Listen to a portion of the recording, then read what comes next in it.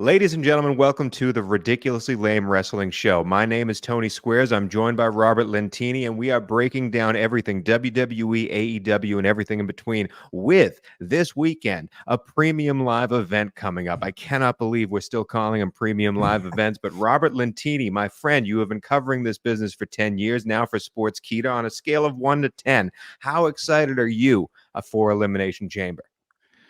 I've got to be honest, I'm at an 8, Tony. There's only 5 matches on this card, just like Royal Rumble, but almost all of them have WrestleMania implications. And it is WrestleMania season. We're going to finally get to see what the card is going to be like at WrestleMania. We're going to have a ton of things to talk about after this weekend, but let's get into these predictions soon because we're going to break down Elimination Chamber. We are going to talk about Dynamite as their build to Revolution, and we are going to talk about some fun things in between, like someone who's conspicuously off the Survivor Series. I shouldn't say Survivor Series, the Elimination Chamber card. A lot of things to talk about in the world of wrestling, but before we get to Elimination Chamber, I do want to start off with our new segment, probably my favorite segment, This Week in Ryback. So Ryback, I'm just kidding. We're not talking about Ryback at all ever on this show. Bob, oh my God, which way do you want to start first with the Elimination Chamber? You want to start with the big chamber matches? You want to start with the random tag team match, the Grayson Waller effect that we're going to see? Or do you want to start with presumably the main event with Rhea Ripley and Nia Jax? Where are we starting first? Let's start with the main event. Let's start with Rhea Ripley versus Nia Jax, because Nia Jax is someone that I thought sucked for years. I thought she was one of the worst wrestlers on the planet. She regularly injures people. She broke Becky Lynch's face, created the man. Thank you, Nia Jax. Yes. But you also broke Becky Lynch's face and forced her to miss Survivor Series 2018. But now she's been released. She's come back with a new energy. She returned last September. She looks in the best shape of her life. And I actually think she might give Rhea Ripley a run for her money at Elimination Chamber. I do want to talk about that because I am mostly on the AEW side when it comes to watching wrestling and fan bases. You're mostly on the WWE side. We have a love for both, but that's where our allegiances lie if we were going to have a fight here. And I know Nia Jax, as you just first said, someone that I shouldn't pay attention to at all. And you just said she came back with a vengeance. Why should I care about Nia Jax in this match? Because she's the first viable threat for Rhea Ripley's championship since she's been champion since WrestleMania 39. She hasn't really. Did you think Zoe Stark was going to beat her at Survivor Series? I sure didn't. So Nia Jax, even though she's a bit clumsy, a bit goofy, a bit reckless in the ring, she's turned things around enough where people are actually starting to buy her as a imposing threat to Rhea Ripley, which she might be the only one on the roster right now. To me. Who else might be another one in the Elimination Chamber that poses a physical threat. We'll get to that in a second, but it's also in Ripley's home country. I don't know if it's her hometown. I don't know if she's from Perth, but she is Australian. She is from that side of the world, and it's going to be a homecoming for her. I'm very excited to see how that crowd handles Ripley, but I do have a question about that crowd. We have a couple of wrestlers in WWE. As you said, there's only 4 matches and a Grayson Waller effect on this card. There's a couple of wrestlers like Bronson Reed, like Indy Hartwell, that are from Australia that are not on this card. Do you think that's a mistake that they couldn't find some type of smaller match to put those people in this arena? Well, the card's so barren that they might still throw together a Andre the Giant Memorial Battle Royal at Elimination Chamber this year for those guys. But I would have liked to see Bronson Reed do something meaningful. That guy, he returned, I think, in late 2022 or late 2022, over a year, like year and 3 months ago, and has done nothing. He still hasn't won a title on the main roster. Yeah. He's not getting any younger. He's not getting any skinnier either. So hopefully they give him a title soon. I don't think this is the show that should be talking about people's dietary restrictions compared to the two of us. But for the Ripley Nia Jax match, obviously, we're on the build to WrestleMania. There's no chance that Nia Jax is headlining WrestleMania at any point. Ripley's winning this, right? That's our prediction? Right. Rhea Ripley's going to win, but I think people are going to be surprised at how long it takes her, and it's not going to be this dominant performance by Rhea Ripley. I think they're going to show that she can be tested, that someone can beat her and make her look vulnerable heading into WrestleMania, as opposed to this unbeatable person on Raw. Make her look like someone could take her at WrestleMania. That's what they need. Well, so the next question is, if Ripley has the title heading into WrestleMania, is who is her opponent? And I believe we're going to get that decided in Elimination Chamber on the women's side. Let's go through the wrestlers. We got Becky Lynch. We got Bianca Belair, one of my favorite wrestlers in the world. Liv Morgan, Tiffany Stratton, the returning Naomi, and Raquel Rodriguez, the back herself.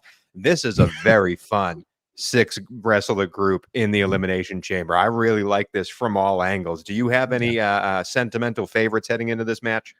Well, actually, you actually just brought up an interesting point. You said that, well, Raquel Rodriguez returned this past Monday night and won the Last Chance Battle Royal. She was out with some kind of medical issue. She posted a video where her face was swollen. It was really sad. But she actually last September took Rhea Ripley to the limit. It was on September 11th, the episode of Raw. That's when Nia Jax returned and ruined her title match. So if Nia Jax did win by any circumstance, there's a backstory there with Raquel Rodriguez because she screwed her over last September. But I don't think Raquel Rodriguez is going zero tickets, but I get what you get. Absolutely. It's not going to sell any tickets, and they're not going in that direction. I'm just throwing theories. But I get it. I get that storyline. Bianca Belair, like the returning Liv Morgan, all the Naomi coming back. Like, there's a lot of fun wrestlers in here. Is there anyone? I think we know who the obvious potential winners are. Yeah. But is there anyone who you think you would love to root for in this match? Well, Liv Morgan also, when she was attacked by Rhea Ripley last July and ridden off television for 7 months. So there's a lot of backstories here. There's a lot of people that hate Rhea Ripley with cause. So yes, so Liv Morgan would be interesting. Again, I don't think she would have a shot in hell against Rhea Ripley. It would be hard to believe that when you see, miniature Liv Morgan against, the Eradicate Rhea Ripley. But Naomi's interesting. She lasted over an hour in the Women's Royal Rumble during her return. An awesome return. Yeah, absolutely. But I don't think they're going to give her the win either. I think Tiffany Stratton, we can just throw out. Tiffany's great to see her. She's going to do some crazy shit in that chamber, though. She's going to have a couple moments of shine, but she's absolutely, like you said, Tiffany Stratton versus Rhea Ripley wouldn't sell any tickets, I don't think, either. So Tiffany Stratton hasn't been introduced to the main roster enough to give her a main event level spot at WrestleMania. To me, it's either Bianca Belair or Becky Lynch. So that's where the discussion lies. Out of those two, who would you like to see face Rhea Ripley at WrestleMania 40? I would like to see the rematch of sorts with Bianca Belair, because Bianca Belair to me is my favorite wrestler in the joint. With Charlotte out, Charlotte is my favorite wrestler in WWE. With Charlotte out, Bianca Belair is by far the person I want to see in every match, in the biggest matches, under the lights, ending WrestleMania one of the nights. I think she is wonderful, and her versus Ripley, I think, is a not only is it a headliner match today, it's a headliner match 10 years from now. Like, I think this is going to be returning every couple of years. The WWE is going to return to these two facing off with each other in the under the lights in the biggest and brightest. So why not add to that year-long, decade-long feud with another WrestleMania main event? I'd love to see Bianca Belair do it, but are we writing off Becky Lynch too early?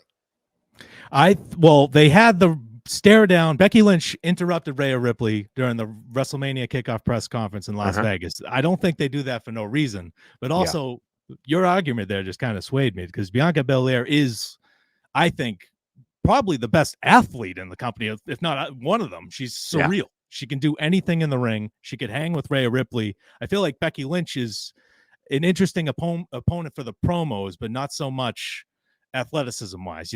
Bianca Belair has the edge there, but I think my pick will be Becky Lynch, just because they've been hinting at it. I can't believe they had her a stare down a full calendar year ago on Raw backstage, and now they have her interrupt her at the press conference.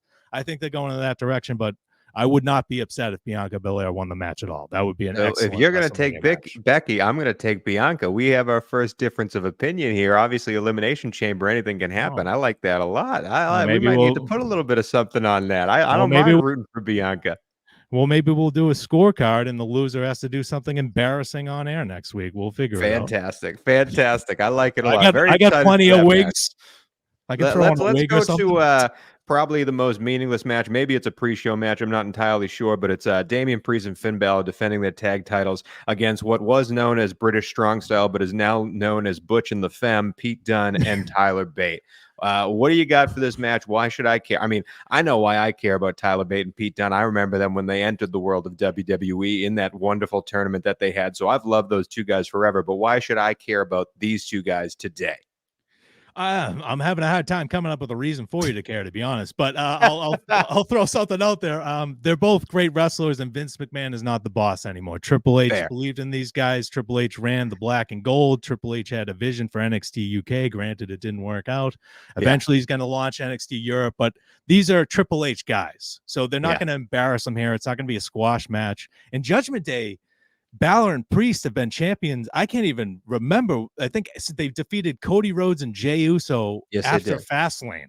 So, but it has been the most like meaningless title reign. They've done nothing for the tag titles. I love the Judgment Day, but they haven't really built up anyone. They had a match against the Creed brothers, and then the Creed brothers have just disappeared.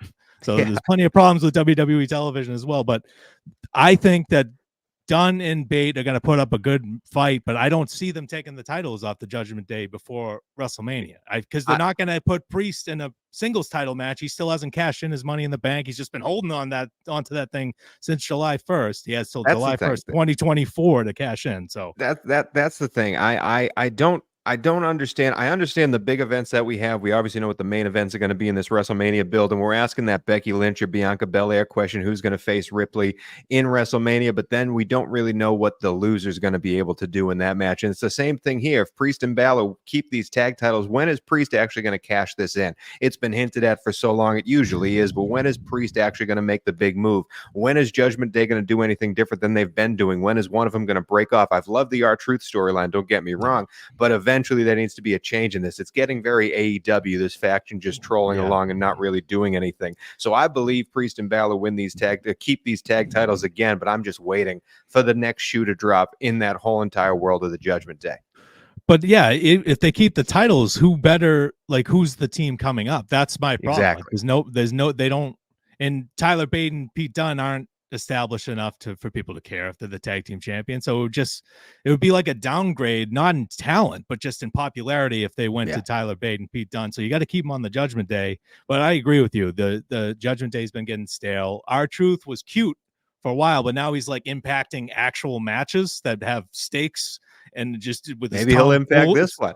Yeah, he very well might. It is kind of a meaningless title match if there ever was one. So, but I'm going Pete with Dunne. Give it to Pete and Bate, the Femme and the Butch. Give them the tag titles. I like that a lot. Let's move on though. Hold on, hang on. Go. What's your official prediction? You're going with Dunne and Bate. We're gonna have to keep score. I'll go with Butch and the Femme. I'll go with R-Truth costing them the tag titles. I think that would be a good storyline. Oh, I like that. All right, I'm gonna pick the Judgment Day. So we're different on 2 so far.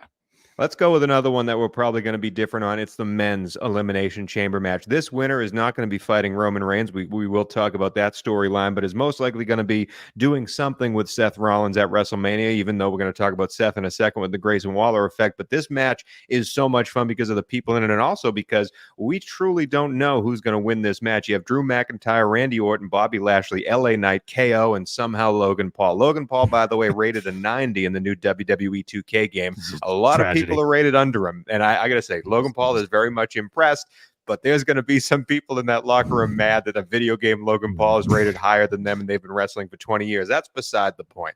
Bob, absolutely. How awesome is this Elimination Chamber match going to be? I think it's going to be epic, and there's so many ways you could go with this, because Randy Orton, he didn't get his revenge on Roman Reigns. He failed in the Fatal 4-Way at Royal Rumble. But he could be a great opponent for Seth Rollins, but I don't really see that. They're on different brands. Yeah. Randy Orton officially signed with SmackDown. He doesn't make sense for me as the winner. Bobby Lashley makes zero sense for me as the winner. I just want to eliminate him because they had him. They have him as the head of the Pride faction. That's the name of that faction with the Street Profits, and they're facing the Final Testament with Karrion Kross. And Karrion Kross is probably going to show up in this match and attack Bobby Lashley. Nobody gives a crap about that feud. But Bobby Lashley's not winning this. So let's eliminate Bobby Lashley and Randy Orton. Now we get to some interesting things here. Kevin Owens and Logan Paul, they're still in a feud. I think they're going to wind up facing each other again at WrestleMania. Okay. Originally, I thought it was going to be LA Knight versus Logan Paul, but I think they're going to go LA Knight versus AJ Styles because they keep having that feud go on for some reason. And that's kind of a bummer for LA Knight. But I don't see LA Knight, Kevin Owens, or Logan Paul winning this match either, which brings me to Drew McIntyre. Because Drew McIntyre, to me, makes perfect sense to win this match for many reasons. I think he's on one of the best runs of his career right now. I would agree. CM Punk WrestleMania RAP shirt, just burying that guy, burying CM Punk every chance he can get, and he's doing it the right way, so people are enjoying it. It's not like, is this a fucking this company going to go in shambles here? No, it's this guy sucks, CM Punk. That she's just burying him the right way, and he's also making it known that he won both of his title reigns during the pandemic era in front of no fans, and he did it for everybody else. This time he's doing it for himself, and he's just a perfect heel to take that title off of Seth Rollins at WrestleMania. And then if CM Punk ever comes back, they have a beautiful built-in feud right there. But Drew McIntyre makes the most sense for me. What about you? I would agree wholeheartedly with everything you just said. If it wasn't for the fact, I want to ask this question before I say it. Do we know Drew McIntyre's contract status past WrestleMania? We do not, but the last reporting was that things are looking like he's going to re-sign because they're putting way too much into it. It would be kind of crazy for him to be calling out CM Punk, building up that rivalry for when Punk comes back. And Punk already said, I'm coming straight for you when I come back. It'd be kind of ridiculous if they didn't re-sign him, but on the record, no, they have not signed a new contract extension, and his contract is still set to expire after WrestleMania 40. So that's a little scary, but for WWE, if they don't get him, but well, that's the thing. WWE is not going to let him win this match unless they know they're going to get him. That's how. I mean, in my opinion, we won't hear what the contract is or wherever it'll get reported at some point in the future. I can guarantee you, if Drew McIntyre wins the Elimination Chamber, he is re-signing with WWE because they will not allow this man to leave after a build to WrestleMania because of how hot he is right now. How hot he has made himself. He's an excellent follow on any social media platform. If you don't know what we're talking about him being a heel, he is fantastic in everything he's done over the past few weeks because he's been the odd man out in this whole build with Cody and The Rock, and he has planted himself in there. He has said, no, don't forget about me, and it has worked, and I think Drew McIntyre wins this. I'm going to pick Drew McIntyre to win this, and that will make me sad because I want D-Mac in AEW. I think he would be a perfect guy to come over to AEW. I think he's made himself invaluable to WWE, and they will find a way to re-sign him, but I'm just saying, if he wins this match, I guarantee you that means he's re-signing with WWE. I think he wins. Are you picking him as well? Yes, that's my pick. And just also to credit to Drew McIntyre, WWE's gone through so many injuries during this WrestleMania season. Charlotte Flair, Punk, as usual. The man can't stay healthy. I will admit that. He's 47 years old. Yeah. He's 45. Edge is 90. But Drew McIntyre, he has saved this company. He has replaced Punk. They were building towards Seth Rollins and CM Punk. We can agree on that. That 100%. Was clearly, they had that epic promo. Drew McIntyre has slotted himself in there. He was going to be overlooked again, but now you can't overlook him. Now he's like, Jesus, this guy he's an excellent heel. He's a good baby face too, but he's found his stride as a heel. I did not see this coming, and it's very impressive. And I think he's going to win the Elimination Chamber match and go on. And I think he might even beat Seth Rollins at WrestleMania 40, but that's getting ahead. We'll talk. That's getting ahead. And again, we'll talk about more about LA Knight and KO versus Logan Paul. We'll talk about all that stuff on the road to WrestleMania. We're going to be coming at you with a show every week here on this channel. Bob will be posting a bunch of shorts all throughout the week, recapping events that are happening during the week. So we're going to cover all that stuff. We're really just focusing on Elimination Chamber right now. We only have one more thing to talk about, and it is the Grayson Waller effect. Very happy for this kid, Grayson Waller, to get this stage. I know it's not going to be about him, but I'm happy that he gets this stage in front of his home crowd. He's probably going to rip his home crowd apart. It's going to be a lot of fun to watch everything happen, and good for this kid. He deserves it, but it's going to be Cody and Seth Rollins out there. We're obviously building towards something, maybe a tag match between those two against The Rock and Roman Reigns. We also don't know if Cody, when he's going to face Roman for that belt. Will The Rock be involved? Will Seth Rollins be involved? Are these guys working both nights of WrestleMania? So many questions up into the air. Before we get into what do you think happens, I'll ask you, do you think anything gets answered in this promo? I don't think so. I think we know Cody Rhodes has said he's going to face Roman Reigns for the title of WrestleMania. I don't think it's been officially announced. I think they've done I don't think Roman's technically accepted it. I don't know if he has to, but again. Yeah, but I think we're going to get Seth Rollins trying to convince Cody Rhodes that he can be his Shield, right? He's referencing the Shield group with Roman Reigns. He's uniquely qualified to help Cody Rhodes battle the Bloodline and Roman Reigns. So honestly, Tony, I have no idea what to expect in this segment. And I'm kind of excited because there could be, I just don't want to see Solo Sikoa show up. And that's what I don't want to see. I want to see something. I would love for something coming out of this that we're all like, holy shit, that was incredible.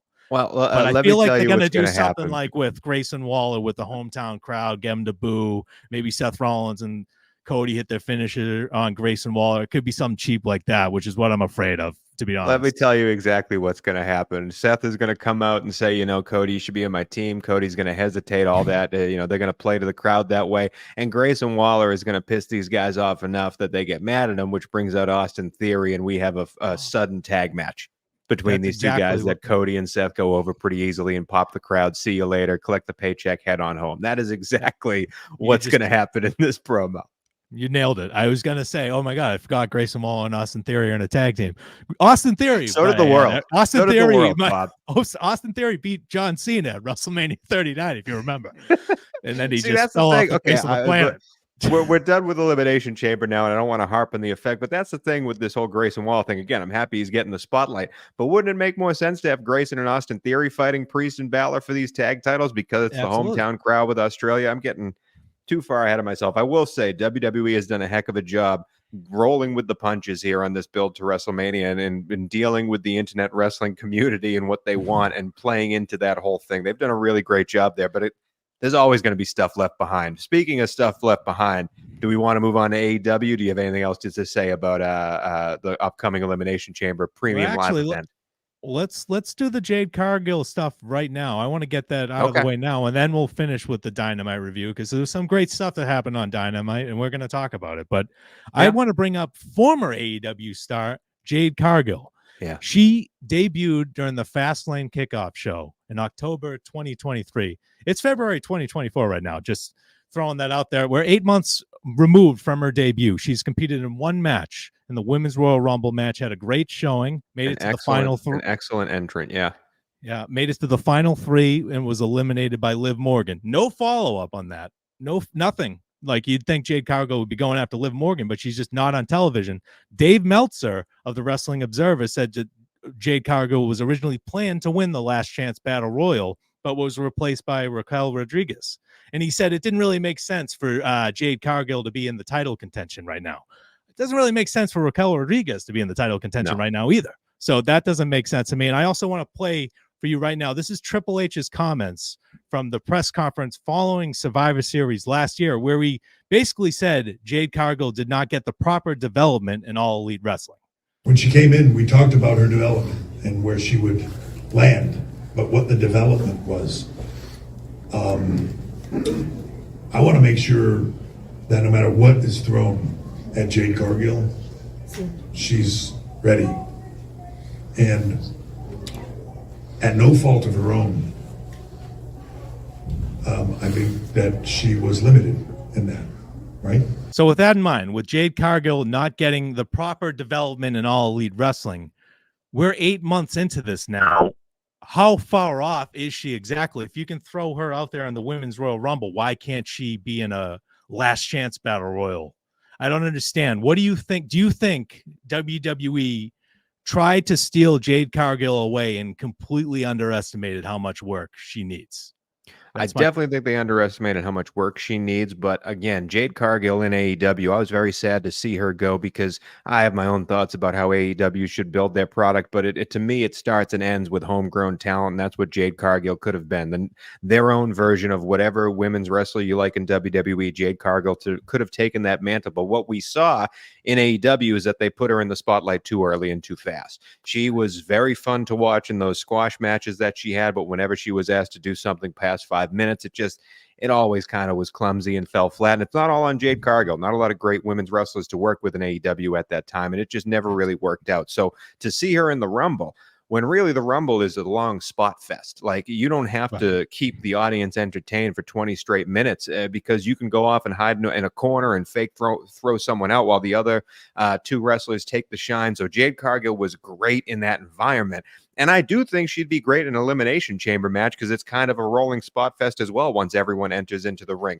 But to know that she's not ready in WWE's eyes yet, to have some type of program at this point is a little harrowing. I know that when they I don't know. I would expect that when they signed her, they would have expected her to have something heading into WrestleMania this year. And I don't know if that's going to be the case. Exactly. That's what was my concern is they wouldn't, if they signed her and didn't show her on television, Fastlane, and then have her. She was in NXT. She was having conversations with Shawn Michaels. She was backstage confronting Charlotte Flair. They did a lot of things, and then she just went away. And to hear a report that she was supposed to be in that Last Chance Battle Royal and wasn't a part of it, and no real reason given is odd. We'll see where it goes, but I'm a little concerned that that she might not be ready for a little while longer. And that's just a bad sign to me at this point, because she's 31. She's been in AEW for a couple of years. I guess she just did not learn the basics in All Elite Wrestling. That's what I don't understand, because she was a professional wrestler in All Elite Wrestling. It's not like she's coming in from the football field or something. Yeah. Just not connecting, and it's taking longer than expected. But hopefully we see great things, because Jade Cargill does have the potential to be great. And the other thing that, again, we don't know what it's going to come of this. Maybe they have some grand reveal for Jade Cargill, because she look like an A+ player in the Royal Rumble. But we've known WWE to put out wrestlers out there that aren't exactly professionals at that point, just because they're playing into what's working right now. Nia Jackson, her first run, not necessarily the most technical of wrestlers.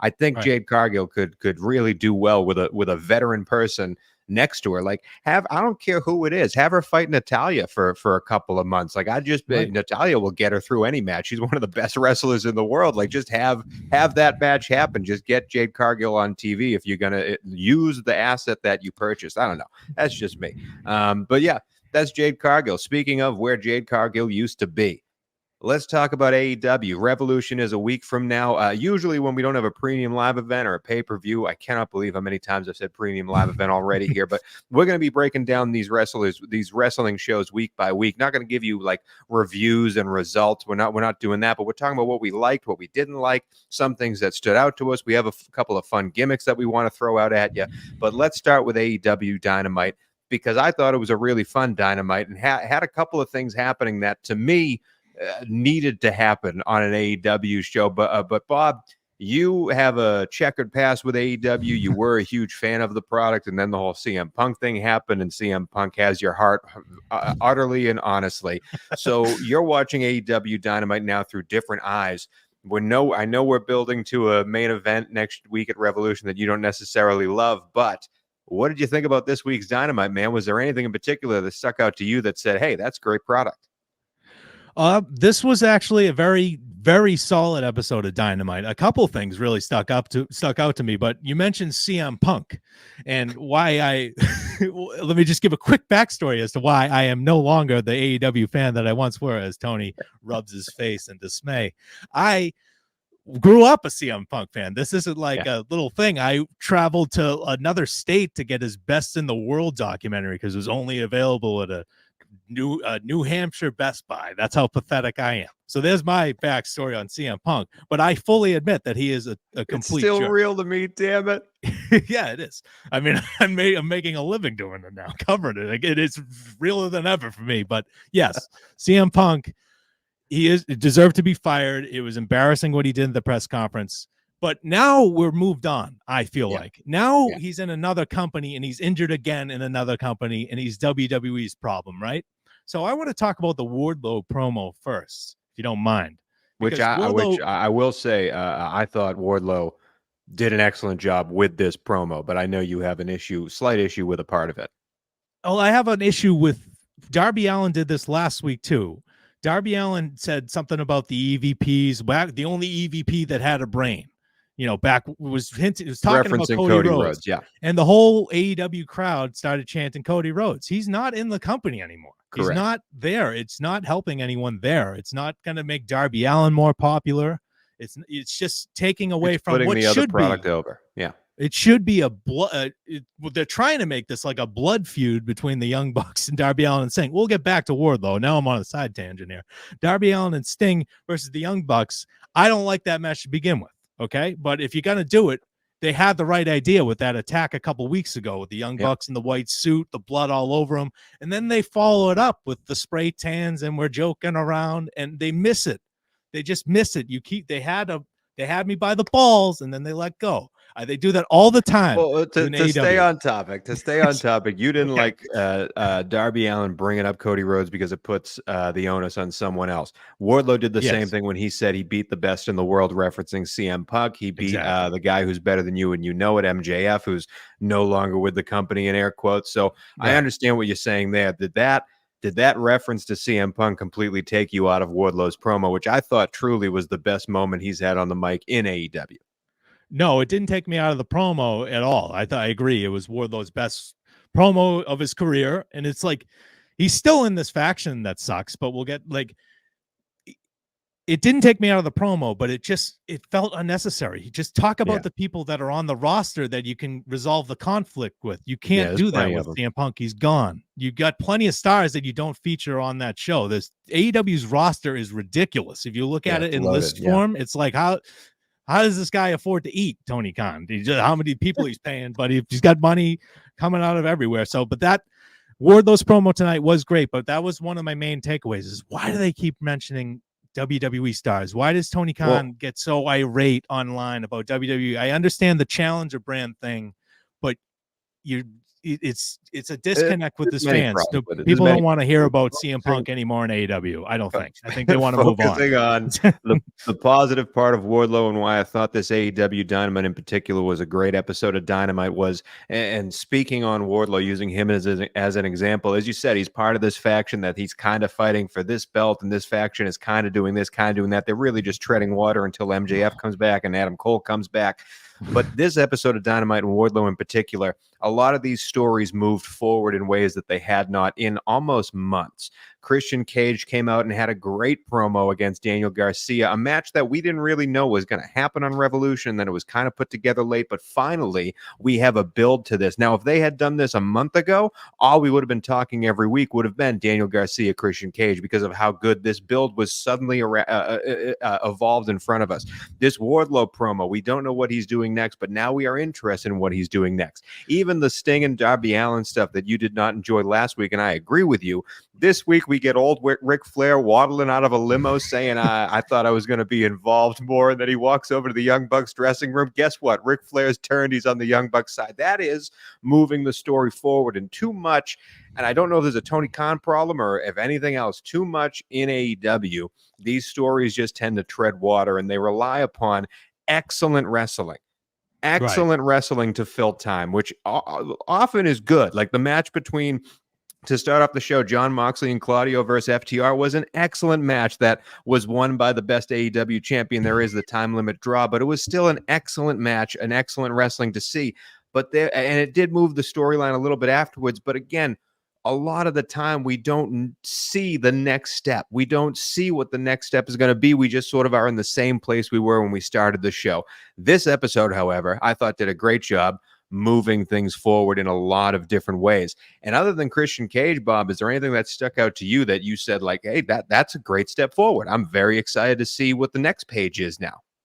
Well, just speaking still on Sting and Darby Allin, I thought they did a little damage control with the promo they cut last week. They rectified it this week. Sting talked about losing his father and how he was a hero to him. And the Young Bucks have the fight of their lives on their hands at AEW Revolution. That's what I want in wrestling. There's some comedy once in a while with R-Truth is fun, but when it seeps into every segment, that is my biggest issue with AEW. A lot of times I feel like I'm watching a sketch show. Like Mad TV. You didn't like Angelo Parker calling a lift for his date with Ruby? No, I don't like that. I don't. I'm sorry. That's not what I'm looking for when I watch wrestling. But the Sting bringing the seriousness back to his final match. This should be taken seriously. This shouldn't be about Cody Rhodes. This should be about Sting's final match. This is a legend hanging out his boots in a couple of weeks here in North Carolina. And that Ric Flair heel turn potentially with the Young Bucks could cause nuclear heat in North Carolina. That Ric Flair as a heel in North Carolina is great. He's not, pitching woo energy drinks or woo wings. He's being a heel. That's what I'm talking about. That's the Ric Flair we need. We don't need. I'm very excited for that. I'm also very excited to see what Sting's team brings to the table, because it's not just going to be Sting and Darby Allin. This is the last Sting match. We are going to see a lot of familiar faces. I'm very excited to see what gets pulled out for that match. But one thing that happened on AEW this week that I did not truly enjoy, and it leads to one of my favorite segments that we're going to do weekly, but I want to say Orange Cassidy came out, had another excellent wrestling match. This guy has been the workhorse of AEW. He's there every week, sometimes twice a week on different promotions, fighting, and he's excellent at what he does. Whether you like his shtick or not, Orange Cassidy is a phenomenal professional wrestler. But it seems like for an entire presidential term, Orange Cassidy has had this storyline going of he's the workhorse that just gets beaten up every week, but somehow powers through. And this week it was against another member of this faction that Adam Cole is running from behind the curtain Mike like Bennett. he's the Wizard of Oz. And now we get a bunch of beatdowns coming out after Orange Cassidy just survives. At what point are we going to get the comeuppance for Cassidy here? At what point are we going to give the guy a damn vacation? Like, who takes this belt off of him? Will it be Roderick Strong? I guess we can talk about that next week. But how are you feeling about the Orange Cassidy world? Like, where is Orange Cassidy now in your mind when he comes on the television screen? I used to, full disclosure, I hated Orange Cassidy when I first saw him. Now I really, really, really enjoy the guy. I respect him a lot more than when I first saw him. I was like, what is this? Puts his hand in his pockets. He does these lazy kicks. All right, this guy sucks. Now I like him. Now he shows he can actually wrestle. But Tony Khan has this obsession with Orange Cassidy, it seems, because he pops a number on he does good ratings. I don't know what Tony Khan's obsession is with Orange Cassidy, but you're supposed to let fans miss people once in a while. You give Orange Cassidy a heartbreaking loss, have him go away for a little bit, return. Maybe Sue drives him in the van. He comes out of the back of the van and everybody pops. Yeah, just give him something. This guy deserves a long vacation. He really does. Yeah, just give him some time away and make the fans miss him because we've seen it. I do think we got unlucky there when he lost the belt, and then John Moxley and Ray Phoenix had their match where John Moxley got concussed, and that pretty much brought Orange Cassidy back into the title picture because I think they needed him to be there. Well, but again, John Moxley got concussed, and then Ray Phoenix hit the move again on his head. Don't just say John Moxley got cussed. He concussed him again. It's a double. You gotta finish the job. It's professional wrestling. But again, so I think I think they were planning to do that, to send Orange Cassidy away for a little bit, but we're forced to bring him back. Now I'm asking, when do we turn the page on this? A lot of things turn the page on AEW. When does Orange Cassidy turn the page? That ends our AEW roundup, but it brings me to my favorite part of our show.